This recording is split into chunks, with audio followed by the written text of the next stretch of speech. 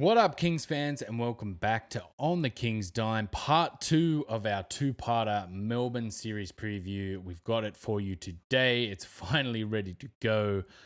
We hope you enjoyed part 1. If you haven't watched that, make sure you go back. The link will be in the description down below. Make sure you go back and watch that. A couple of days to go now until the first game on Saturday. We will be doing a live stream on Monday, so make sure you come along on Facebook and check that out. Lots happening. So let us know what you thought about that first video, and definitely let us know what you think about part 2, which will be about the Sydney Kings. First part was about Melbourne and what we have to do against them. But yeah, hope you liked it. Like, share, and subscribe. Everything's down below. We're going to just get straight into it. We hope you enjoy part 2 of our Melbourne United finals preview. Take it away. So we're getting started on part 2. Health of the role guys is an important factor going into this series. I'm not talking about just the bench. Sean Bruce, Daniel Kickett, and DT have been stalwarts off the bench. But these three guys had roles before they got injured. Craig Moller missing 16 games with a foot infection. Kevin List missing 21 games with an ankle fracture. Coming back halfway through that and just absolutely crazy. I think that was to get that quota of games up to 7.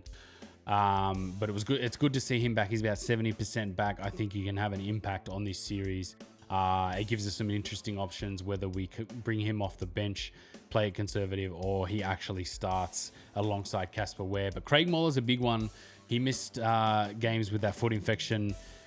We kind of supplemented his minutes with Xavier Cooks coming in, and Xavier Cooks basically playing small ball center, a little wrinkle we added through the season that has kind of worked out really good for us. We're able to be versatile with our lineups.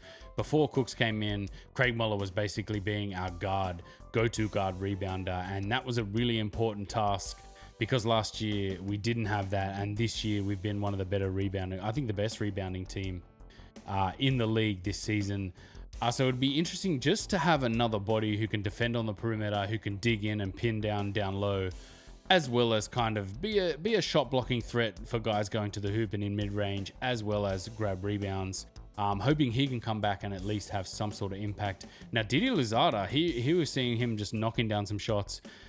We're going to miss his offense. Like, I think he was a guy that could just spark plug in a few threes here and there. Like, you wouldn't necessarily be saying, oh, this has just changed the game. But you would sort of look back on the box score and go, oh, wow, those three threes were timely buckets. Oh, he hit a few threes there. That were timely buckets. And I think his defense is going to be a big miss too on the perimeter. Like, I haven't heard anything about him coming back.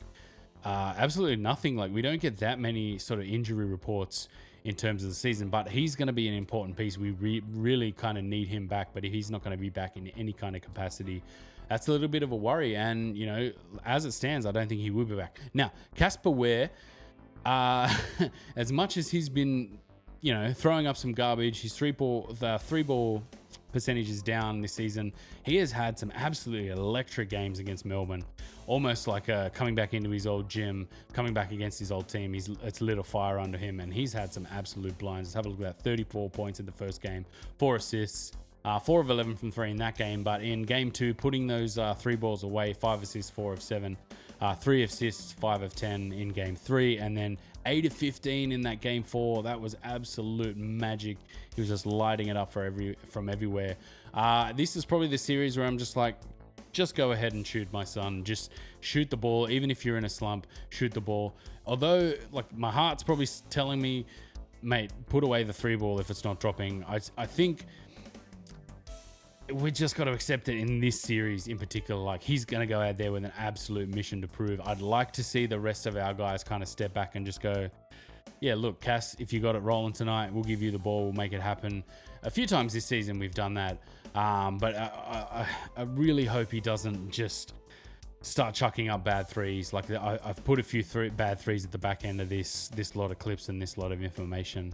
Where you don't want him to be taking. I did want to do that video halfway through the season about his offense and how we're not setting the right screens. Basically, that's down to Bogut. If you have a look at here, like, Bogut basically doesn't have the ability to move between 3-point line to 3-point line. And Kickett is the same. Kickett's kind of like a big body. He doesn't have the mobility to do that. I'd like to see JT setting some of those screens, or maybe even like Cooks coming out and screening. He's had a little bit of an impact on this season coming in. But the problem is JT comes out and then gets into foul trouble. You don't want him burning fouls on screens on the perimeter, because see, this is one of them where you're just like, whoa, no. Yes, he knocked that down. Sweet. DT was wide open on the wing there. But if you have a look at his splits against Melbourne, he's up 14% from the field. It's crazy. From 2, he's up 10%. And then from 3, he's up 18.4%. Like, he's clearly turning it on for Melbourne, and it's good to see him actually, you know, putting it to good use, knocking down these threes. He's just been lighting it up, but the bad ones still creep in. I've got a couple of clips, like I said, of the bad ones creeping in. The video I wanted to do was basically, these are the threes he wants to shoot. He wants to step into these threes, and if we're not setting them up on the perimeter, he doesn't get the rhythm. Like, this is basically what builds his rhythm. I don't think he really likes shooting them on the turn out of the corner. He can knock those down, but it's not really his shot. This is the high. See how kick it just kind of doesn't set that pick. And then you see him walk all the way back. You kind of want someone to come out, and this is just an absolute chuck, a garbage chuck. You want someone setting, like, kick it again, not coming out and setting it high. Like, he's basically having to dribble this way, that way. That's not a great 3 kicker. Getting the putback, that was pretty sweet. Nice little putback there. But he's having to come out like here, Jordan Hunter. That's pretty average screening. Again, he just steps into this one. That's an air ball. Like, those screens just are not good. Like, if I had a lot of that Melbourne footage from last season where basically guys were coming up and setting these high screens. They're still doing it for Chris Goulding in their lineup. I had 1 or 2 of them in the previous video. This is a nice catch and shoot. Misses that one, but you would think, like, he's got the ability to knock one of those down with his feet set. But these garbage, this is where David Barlow lost the ball. But these garbage chucks, man, he's got to put them away. He's got to basically, no, you just lost that clean, mate. He's got to get the ball, put away the garbage chucks, and try and make things happen. His 2-point field goal percentage is fantastic. There's another air ball. That's not a great shot. Getting to the hoop is going to be super important. And if we could run some conventional pick and roll, we haven't really run that much pick and roll with Bogut this season. If we could run, see, that's one he probably should be making. That's a decent one. This is, again, just a crazy chuck, another air ball. You got to be thinking, like, looking at that, just going, man, can we not do that? So hopefully he puts those away and he brings it to the party. Like, he has been really good against Melbourne. Now, Barlow versus Tate. This is going to be massive. Tate has to go hard at Barlow, and basically he has the ability. Just have a look at him, cooking him off the dribble. His finishing around the rim this season has just been absolutely phenomenal. I could just sit here, not say anything, and just watch this guy finish plays all day around the rim. Crazy amounts of field goal percentage, 57% in the first game, 80% in game 2, 55.6% in game 3. That's a nice little step back jumper. We didn't see much of that. Basically, he's been able to kind of get isolated with David Barlow from about 5 to 6 feet and just bully him like he just backs into him. All Barlow can do is basically put his hands up and try not to foul. That's a guaranteed bucket. Here he is diving on the floor again, getting us back into transition, and have a look at this. That's just clearly a foul there. But basically, if Barlow commits it at any stage, there you go. There's another soft one. Like, if Barlow tries to commit at any time, he's basically giving away fouls for fun. As you see, he just kind of can't get that elbow up in time. And he just puts his elbow into the back of jae'sean Tate there.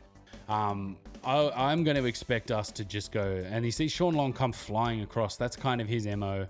Luala Chul can't really guard him in the post. Sean Long wants to block shots, and I just don't think Melbourne have the versatile enough roster to kind of dig in, have Mitch McCarron dig in, and then be able to kind of have a guy come over and block shots. You want Luala Chul blocking shots. I think he can block shots, but if you don't have the sort of setup to dig in, that's where you're going to struggle. Again, Smith Miller not set. The refs kind of getting that one right, which was good to see. JT finishing over the top. I think he's going to be the most important guy in terms of finishing. I could just sit here, like, I've got way more clips just sitting here. Here he goes again, sizing up Barlow. That was actually quite smart. He kind of had his arms up. He missed that one, but he had his arms up, looking for, like, Barlow putting his arms up. Could have drawn the foul there. And then on the defensive end, if we have a look at this, again, he goes low and gets Luala Chul down low, gets us back into transition. Him getting into transition now, this is what I want to talk about. This is going to be massively important too. He basically has to push the ball at all times. And if you look at a guy like Chris Golding pushing the ball, Melo pushing the ball, those guys start to wilt down the end of these games. JT just keeps going and going and going. He's an energizer bunny. A couple of these at the end of these games, it's a nice pick and roll. And again, he just a little bit of room over McCarron, and he just finishes that easy. Like that's not even like he did well to finish that. That's just bread and butter for him. He'll just finish them with his left every time. And then he's out wide here on the wing, basically just cooks Mill and it goes inside. And then I think that was goaltending in the end. But again, another smart finish going to the hole. Casper Ware, I'd like to see Cass run a little bit of, that's a beautiful pick and a nice little pass, a nice little pocket pass dime for him. I'd like to see Casper kind of run a little pick and roll, little dig down stuff. But again, he just gives away fouls for fun. That was a nice steal there. I think he forced the jump ball. He gives away fouls for fun, and you don't want to burn these fouls on picks, basically. And with the refs getting quite trigger happy, and anyone basically that kind of runs into, that's a sweet finish there. Anyone that kind of runs into him on offense gets fouls, and we saw it against Southeast Melbourne. Kyle Adnam was getting these fouls. Robertson was getting these fouls, and really, like, he's playing good defense, but it just, how can a 230-pound guy make another guy crumple in a heap, basically because he's an absolute beast, and guys are falling on the floor from it. But the refs seem to reward that. That was a sweet finish. But JT and Barlow, that's a huge matchup. I want to see Barlow in foul trouble nice and early. Just ripping Shea Ely. That was beautiful. And diming up Lockie. Good guy JT just diming up Lockie, not even expecting the oop back. Absolutely quality. But yeah, so super important matchup. Anytime Tate can get to the rim, it's just a bucket. You just feel that. You feel he's going to knock down a bucket. Now, the last thing I want to talk about, and this is quite a long one, Bogut plus the roll guys. It feels bad to add Bogut into this. He's part of the roll guys, but kind of I see him now as part of this roll guy outfit. His off ball or his on ball is part of our off ball scheme now. It's not necessarily the scheme last year where we ran a lot of stuff through him. He could go to the hoop if he wanted to. He could set picks if he wanted to. He could hold the ball in the elbow and do damage. In this outfit, I feel like we've got 3 or 4 guys who can kind of control the ball and actually play make. So it takes the effectiveness of his ability out of that a little bit. He's more looking for flashy passes, more looking to dime guys up. And then with Xavier Cooks playing that center role, I think, look at this, how towering dunk. Good to see him get dunks like this against Melbourne. I want to see him nice and sprightly and fresh. I think he's got nothing to lose in this series defensively. And then offensively, look, he's had the wood over Sean Long. Like, I think Sean Long's had a couple of good games in this year's series. Last year against New Zealand, Bogut was dominating Sean Long and absolutely just destroying him. So look for Will Weaver to go to Bogut quite early to get him going, because he's had the wood the last 2 years over Sean Long, and I think it'll be an important aspect of our offense if we can get him going. Essentially, it just means we don't have to use the other guys to force offense. We can kind of use Bogut to do that, as you see here. He tries on. That's a sweet dime too to Xavier Cooks. Top quality. It's nice to see us kind of getting on these runs and routing this team.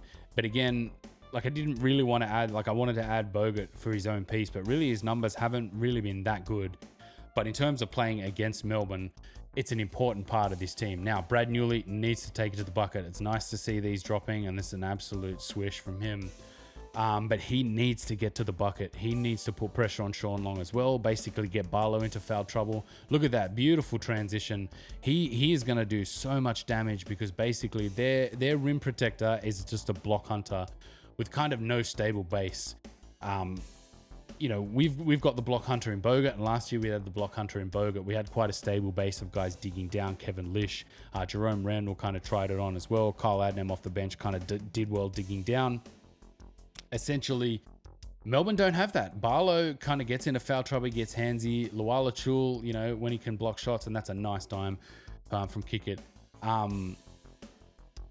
Melbourne kind of struggle. I think they're going to struggle defensively against our bench unit. Like I said that in the last video, bench on bench, we've clearly got the superior bench. Sean Bruce, what a year. I can't believe he didn't win 6th man of the year. That was just ridiculous. Playmaking, knocking down shots. Down the end of this season, you could kind of see it was catching up to him. I personally thought he was kind of struggling for fitness. You can see that in a guy who, you know, isn't that elite level, but for in terms of NBL, he's definitely got a lot of tools in his locker, and I hope off the bench he comes out and has a really good playoffs, because he deserves that after the season he has. And his connection with Daniel Kickett, you saw that finish right there, that pick and roll. That's important too. It's a rhythm. It takes us out of our offense. Now watch Kickett versus Luau Lachul here. This is sweet little hezzy, and then the bump, and then you don't have a spin move and a nice finish. Luau Lachul's very jump happy. He likes to jump on these blocks. And then you see here Lucas Walker getting a nice finish. Daniel Kickett's got to use his body inside on Luau Lachul. I think he can really dominate that matchup. And then Deshaun Taylor, his on-ball defense has been really good this season. I like to see him get up in Melo Trimble's face. That's a flop there. I don't know how Shea Ely ends up about 16 feet away on the floor if you're not flopping, son. Up against this bench unit, I think we've got the edge. I think we really do have the edge. Have a look at this on Melo Trimble. That's nice on-ball defense. The pest nature of DT has been really, really good to watch, and it's been a really good aspect of our attack, our defense rather, this season. And then him knocking down the three ball. Look, the three ball wasn't there at the start of the season, but he's really warmed up to it. And now I almost feel like whenever he's set and he's going to spot up and shoot a three ball, it's going down.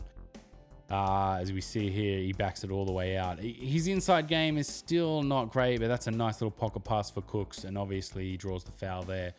Going to the hole has been what we do, and then shooting three balls. So hopefully Cass can get to the hole. Hopefully Xavier Cooks can get to the hole. And I think if we can get a little bit at home cooking, we can get a lot of foul trouble on Sean Long and Barlow, because they like to dig down and like to get very handsy in the lane. It's a nice three ball there from DT. And then a pass. I couldn't let this one go. I noticed this, and a nice little pass out to Dan Vickerman for DT to end the breakdown. And again, this is going to be a great series. I think it sucks that Melbourne made it in there, because there's heaps to lose. But again, I think we have the wood over Melbourne. I'd like to see us really come out and flex our muscle and dominate this Melbourne team, because that's kind of where they've struggled this season. They've really been a team that, you know, when we've put the muscle on them, they've crumbled. So I want to see that happen again down the end of this series. And hopefully, Saturday night we bring the noise, and then we can finish it off on Monday. We will be doing a live stream, so make sure you tune in for that. We'll announce it in the thread, and we'll announce it on Facebook and on YouTube. Just a reminder again to like, share, and subscribe down below. I think I bricked that in the last video. And of course, we will see you guys hopefully Monday night on the King's Dime. Take it easy, everyone.